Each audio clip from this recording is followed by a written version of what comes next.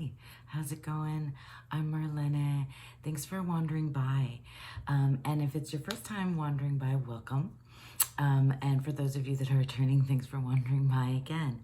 I'm Marlene. I'm a poet and a tarot reader, and I like to make content around the tarot.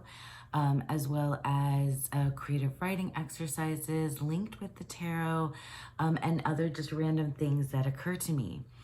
Like today, I think it's good for me to pop on when I have, oh, there's my puppy again. He likes to join me right in that spot. I like to pop on when something occurs to me and it's really fresh in my mind. And today, I don't know, maybe this will be a quick one. Let's see. But today I wanted to talk about the associations, like the personal associations that we make with specific tarot cards. And I'm really curious because, you know, I've only been reading the tarot consistently for a little over a year. So I assume that those folks that have been reading for a long time and that have worked with the same, especially those who have worked with the same deck. Sorry, I need to sip of my coffee.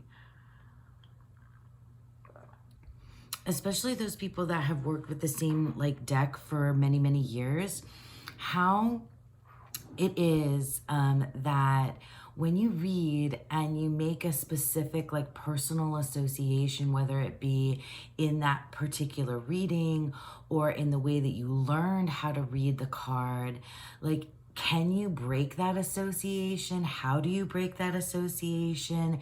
And do you ever? And because I've, started learning, and I've been specifically working this year with the Thoth Tarot, and so here's what happened today that kind of led me to this place. And I'm just kind of rambling and I'm asking questions, and my dog is licking his paws. He's licking his paws in the back. I don't know why I had to do that with an accent. But anyway, I'm just rambling and sort of just thinking out loud, and I'll be interested to hear, what anybody else might think about this. But so here's what happened today. So today, this is all about the Princess of Swords for me. Because I made a commitment this year to pull a Thoth card every day, and it's my aside from oracles, it's really the only deck right now that I use as what we call daily draws. So just pulling one card a day. Sometimes I do pull more depending on the day, because sometimes I do a reading for my Thoth study group. But for the most part, since January 1st, I have pulled one Thoth card a day. And typically my other readings are more than one card. So all that to say that I understand that there's a difference between the meaning that you derive from a card when you pull just one card versus when you're pulling the cards in a spread, because the tarot card is not just its meaning standing alone, but it is a lot more when you put it into context with other cards. And there's so many different places to go, so many different ways that the cards connect to each other. Just so much in there that you could spend, I could anyway, spend hours and hours, just on a 2-card or 3-card reading. However, when it's one card, for me, because I've been doing one card because it's a learning process, right? I guess I don't need to continue holding this. It's a learning process for me. So I'm learning these cards, I'm studying this particular deck, and I'm, I wanted to get familiar with its symbolism, and which there's quite a lot. But anyway, what has happened is that I formed this very specific association, and I tend to do this a lot with my cards. I associate them specifically with like my own pop culture references, and that's something, you know, that you do. It's a study technique as well, a study strategy as well, to help you you know, remember things, to like build a story around it so that it sticks, the memory, it moves from your short-term to your long-term memory. And so that often is what I've done. And because of the different books that I've read around this particular card and the meanings that have been associated with over time from the creator, Aleister Crowley, as well as those that have interpreted Aleister Crowley's Book of Thoth, and so on and so forth. The Princess of Swords, which this card relates to the Page of Swords in the Waite-Smith Tarot. But this being, this energy, this character is for me, has become a warrior princess. And it's like Xena, you know, warrior princess. This is about, you know, so the association that I've made is that she's a badass. And, you know, I signed her, you know, gender, and she's a badass, and she speaks her truth, and she's embarking upon a battle. And, you know, just all the different symbolism here, you know, being like climbing this pillar, and her specific wings that are like move like a windmill, like all the different things that came together for me to create this specific association.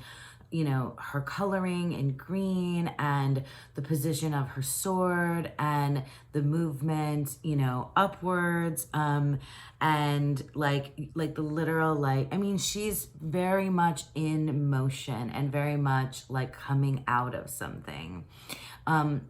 But, you know, I'm not here to talk necessarily about like the specific symbolism. I'm just saying like where all of that made me arrive at this very specific personal association that because of my, you know, whatever, my age, my life experience, made me arrive at this place that this is Xena Warrior Princess. And so when she's come up for me in my readings, the message for me is about, you know, speaking up, speaking my truth, embarking, you know, not being afraid, like starting anew, you know, and also like, it also associates for me about like, that I'm getting ready to maybe do some, you know, some mental kind of battle with myself in the realm of the swords and the intellect, and or maybe I'm going to be clashing, you know, in a communication, and I need to be like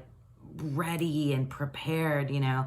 But that association, like, you know, I'm kind of going off on like my like understandings of it, but for the most part, that association, that, you know, what I have arrived at as like the definitive meaning. I'm saying definitive, but that's what I'm calling into question. Like, that's the thing. Like, is this now going to be the definitive meaning of this card for me? Am I always going to have this association to Xena, a warrior princess? Because I was filming just the other day, and I pulled this card from the Margaret Peterson. I'm going to grab it. Excuse me. Hold, please. Hopefully I can find it quickly. But I grabbed this, you know, I was going through the Margaret Peterson Tarot, and I'm going to get to it if I can find it fast. But, and I was going through and I stopped on that specific card, the Daughter of Feathers, it is called in this deck. And I drew, you know, the same like associations. Now, of course, oh, here it is. I mean, of course, like the underlying, the meaning of the cards, like they're drawn, the images are created in such a way to give us that same like core. But I mean, like, I don't think that they're all created in the, like, for me to have the Xena Warrior Princess association. That's a little bit more specific, right? So here is the Daughter of Feathers, and this is in the Margaret Peterson Tarot. And I feel like this deck is Thoth inspired because of that, because I get the warrior princess, kind of association here as well, with this figure that is sort of up against a dragon. And here she does not have a sword or wings, but she has the feather. And it all seems to be happening like, I don't know, it's like, where this is almost like the shadows in Plato's cave allegory. Like, oh wow, I just realized that. So now I have another association with it.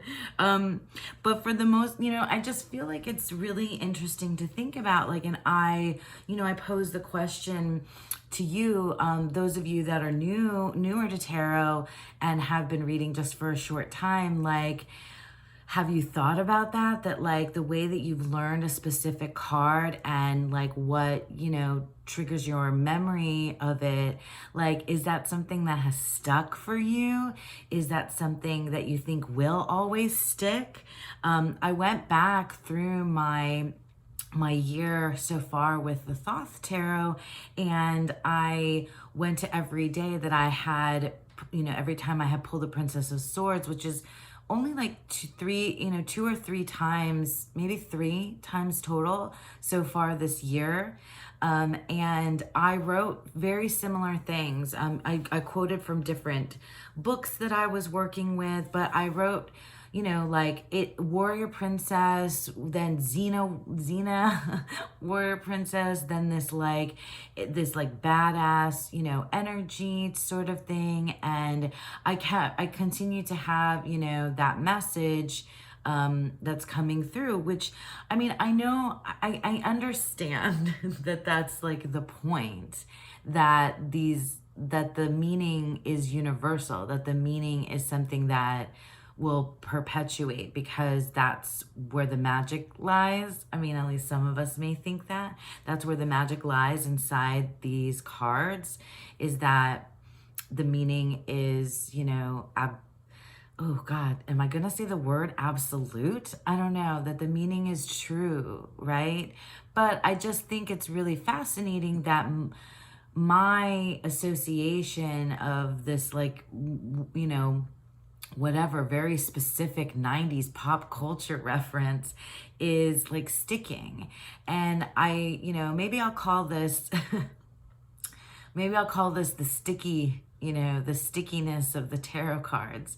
That's actually a Malcolm Gladwell term. I'm not sure which book of his, if any of you, excuse me, have read Malcolm Gladwell. I think the phenomenon that he talked about was something called the Stickiness Factor. And it was just about, I know what it was about. It was about children's cartoons, I think, and how in the learning process, the specific way that children's cartoons taught something to anyway, I'm pretty sure, if I remember, I haven't read this Malcolm Gladwell book in a while, but it is all about how the specific image or the way that cartoons or children's programming taught things had a very sticky, like a sticky way. The way it was presented was sticky. It made it, stick. It made the concept that they were learning stick, go from, and for me that means going from your short-term memory to your long-term memory so that it stays with you. And yeah, we all, I mean, like, if you've ever studied for anything, like, that is a process that you've learned over time, and like you've learned strategies over time to make something stick with you. But I just wonder about the stickiness factor of my personal associations with the tarot, and like what that means for my readings, as I go on. Obviously, it's a different story when you have a daily draw, like I was saying at the beginning, when you pull just one card versus when you pull a spread, because that meaning, the association will change in context to the other cards, surrounding, say the Princess of Swords, if I were to pull her again.